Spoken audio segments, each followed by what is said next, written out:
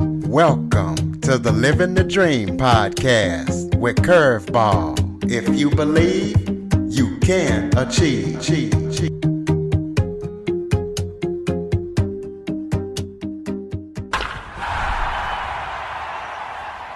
Welcome to Living the Dream with Curveball, a podcast where I interview guests that teach, motivate, and inspire.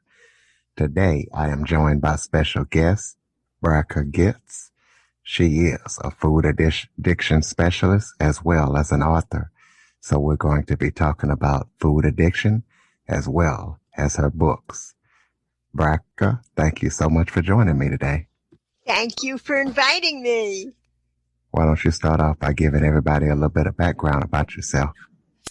Okay, well, I'm the author of 39 picture books, and they're unusual because they're basically all spiritual books. The purpose of my books is to help children's souls to shine. And I'm also the author of a memoir about how I developed and then overcame food addictions. And it's the story of how I learned how to nourish my hungry soul. And that's how I was able to overcome the food addictions. Well, let's talk about how you developed your food addiction.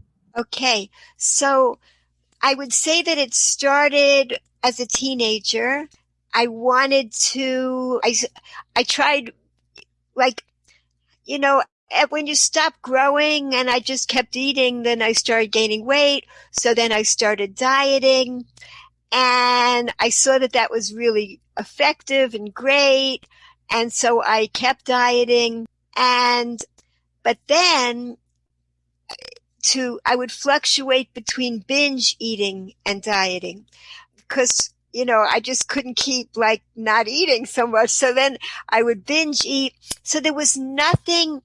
I wasn't eating because I was hungry. At a certain point, I was eating for all the wrong reasons, to lose weight, then kind of gain weight. And it was it just kept going like that. And it got really bad. And basically my memoir is about how it started to control my whole life. It took over my life. That's what happens with addictions. No matter what the addiction is, it's an obsession. You're doing some type of behavior despite the harmful consequences. Basically, in the American Psychiatric Association, the definition of an addiction is the compulsive use of something despite the harmful consequences. So you just keep doing it, and it's not having a good effect on your life.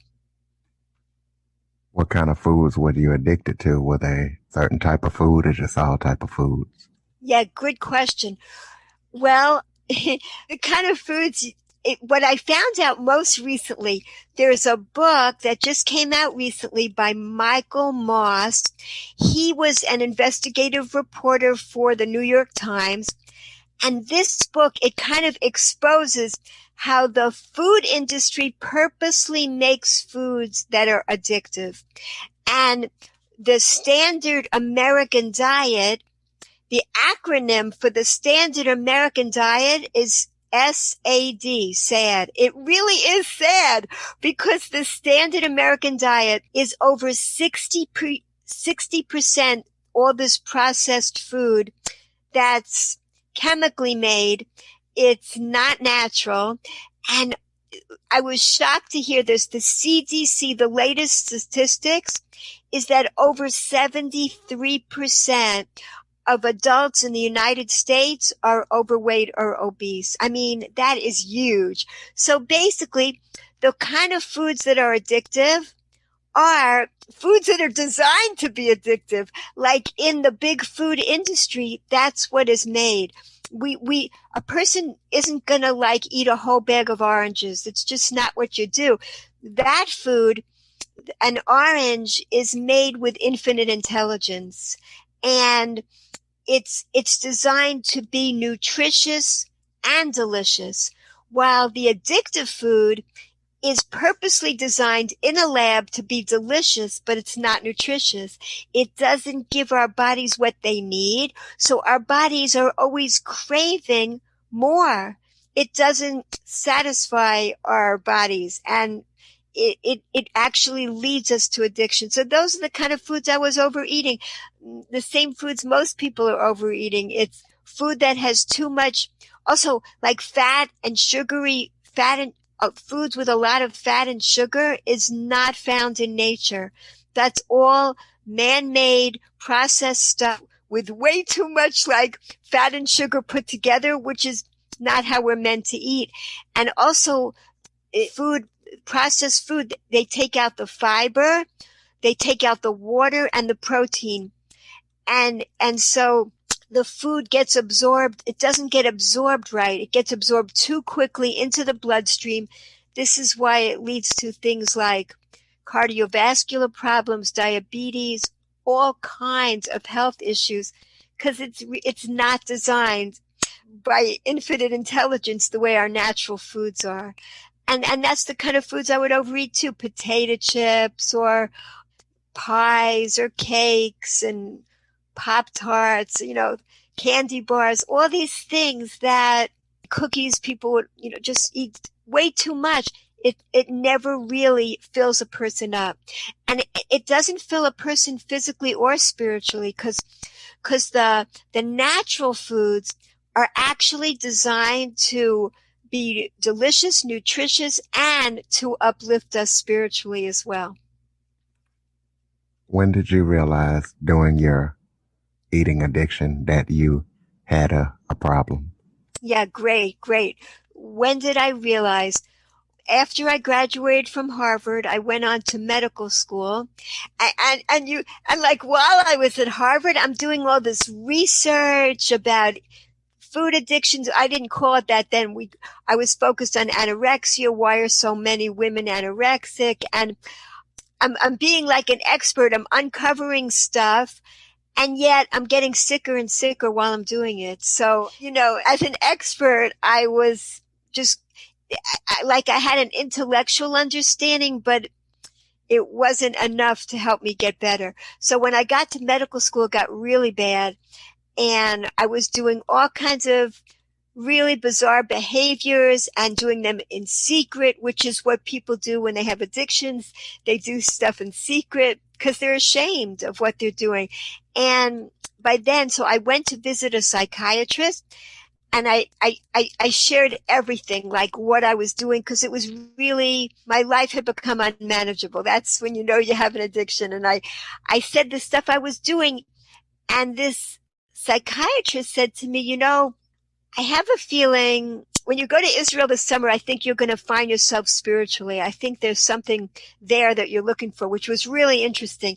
And that's what happened. I had a 6-week break between my first and second year of medical school. I ended up going to Israel, and I came back 10 years later. I discovered my heritage there, and I began studying in depth, and I found the nourishment that my soul was craving. So other than going to Israel, how did you finally overcome your food addiction? I met a rabbi who, he's no longer alive, Rabbi Weinberg. He taught about the purpose of life, which was what I was searching for. I couldn't believe that we get up every day to go to work, to make money, to buy food, to go to work, to make money, to buy food. What's it all for? And I had gotten involved in different religions, searching very much for the wisdom. And that's also why I worked hard to get into Harvard, because I was searching for wisdom in life, the ultimate wisdom, and I didn't find it there.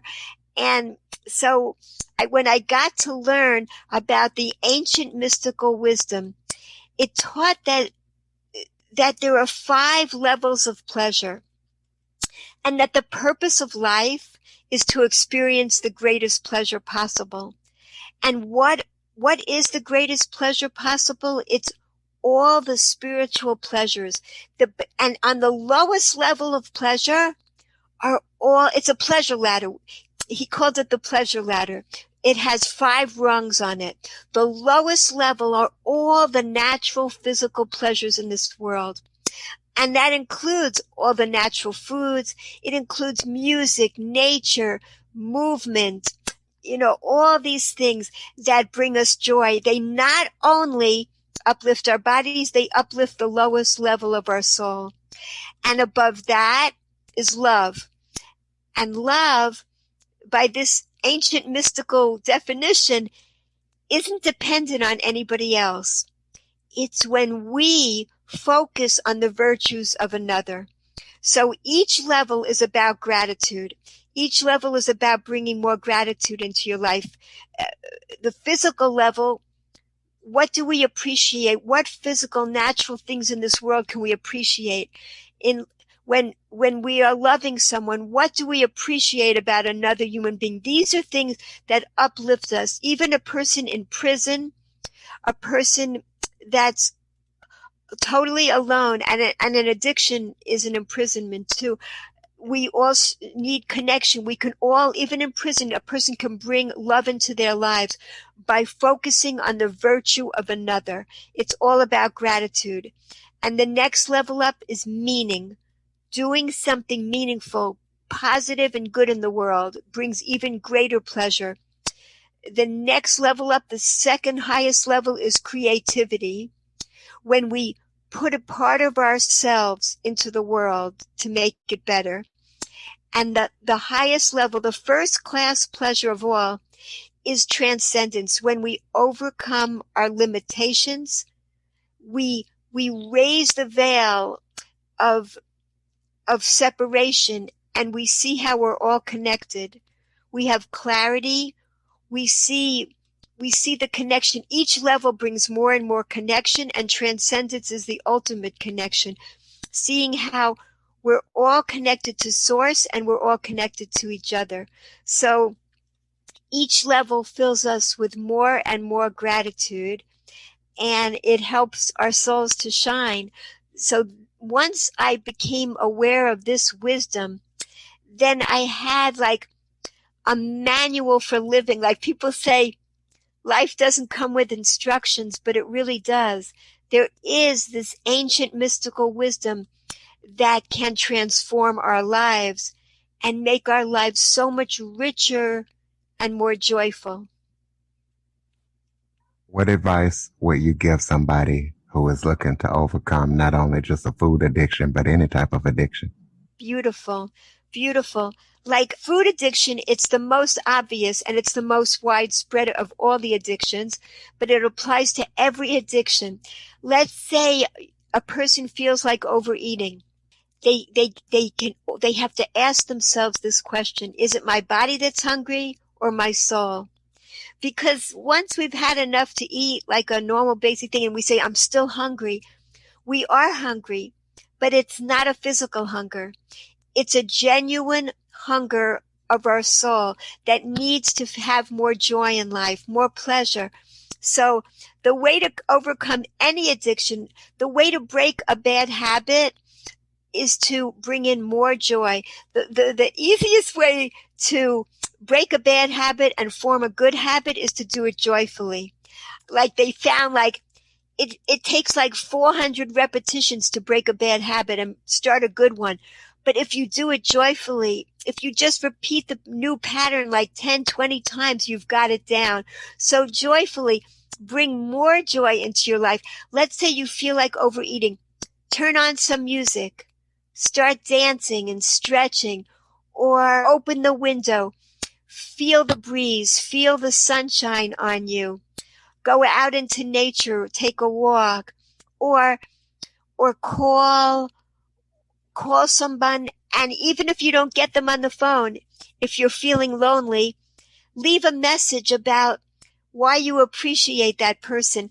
And you will be filled with love. That emotion, that warm feeling will radiate in your body just from appreciating somebody else. So we all have the power within us to make our lives more joyful. How do we get in touch with you? How do we purchase your books and give us social media links and anything like that, contact information? Oh, thank you. The easiest way is my Amazon author page. So if you just look up my name and go on Amazon, all my books are in one place. They're almost all children's books because when we teach children, we're engraving on their soul and they have those tools for life. So I teach like spiritual wisdom even to the youngest children in a simple, joyful way. And then my one memoir is about my journey to spirituality and filling my hungry soul. Do you have any final thoughts before we close it out? Thank you. Yeah, I'm going to quote Jeff Bezos, the CEO of Amazon. He said, "Everything I have ever done has started small. So if you're feeling down, if you're feeling lonely, if you're feeling estranged from other people, just do one thing that brings more connection to your life. Have gratitude about one thing. All the parts of your body that are working, all the illnesses you don't have. The pandemic taught us all how to be more grateful people. And I learned about you, and I think you're an amazing person.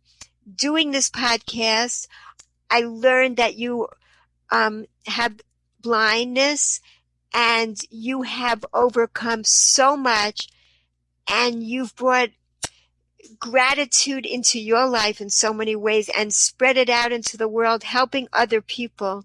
So I think you're the epitome of this, of an example of being grateful for the abilities that we do have and spreading them and using them to the fullest. Well, I definitely appreciate those kind words, and I would like to take this time to thank you so much for joining me today. Thank you so much for all you're doing. Thank you. And listeners, please be sure to subscribe, share, review, and rate after listening. And all you Android users, go to the Google Play Store and download the Living the Dream with Curveball podcast app. For more information on the Living the Dream podcast, visit www.djcurveball.com. Until next time, stay focused on living the dream.